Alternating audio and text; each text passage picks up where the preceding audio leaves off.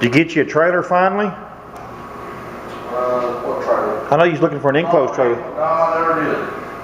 My wife was wanting to get into selling some odds and ends and swap meets and stuff. And we went to a couple swap meets and she decided she didn't want to do that anymore. That's good. Would you take her to Chickasha? Well, we went to that snake derby deal. Oh. And it just, I mean, there's some money to be made in it, and she made some good money. But just the hours involved. That's a job. We do it all the time with this stuff right here. It's like if I had this car at the shop, I would call you and tell you I'm taking your car to Fredericksburg. If I took this car down to Fredericksburg and I towed her home, it wouldn't come back because they're nuts down there for this kind of stuff. You get all them guys out of Houston and San Antonio that come up with nothing but wads of cash in their pocket, they look for stuff like this. Can't find it down there. I took 4 down last year and come back with 1. And it was one that I bought down there. I sold everything I had.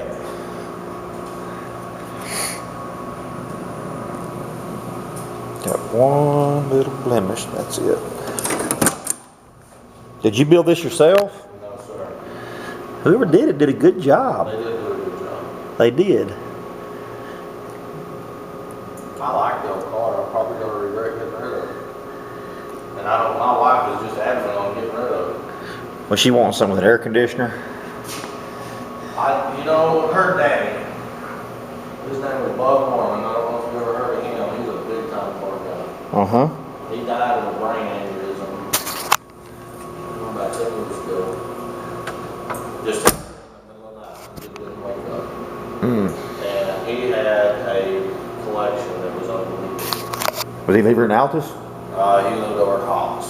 They say that who's the big time comedian guy, talk show guy now? Jay Leno? Jay Leno's buyers went to that auction. I mean, millions and millions of dollars of cars and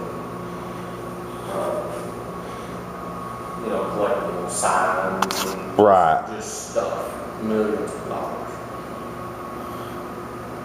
Turns out he was not quite right with the IRS. Ooh. So they Snatched everything. They got quite a bit of money. But big time money.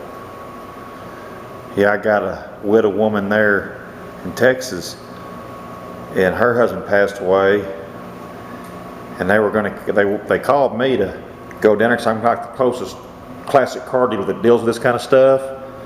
I walked into that collection.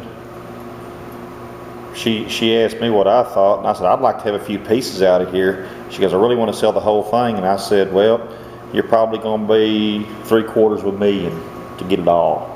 This guy had brand new Offenhauser 3 Deuces sitting on shelves, he was a parts guy for 50 years, and he shut his shop down in 1969. There was 2 brand new 427s sitting in the crates. He had a DZ302 sitting in a crate.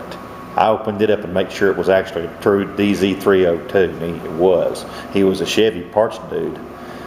He shut his stuff down. Then you go in the very back, and he had about 35 cars that are just immaculate sitting back there. He never let anybody jack with his cars. Matter of fact, she said I was probably one of the first people been in there in probably 5-6 years, even go back there and look.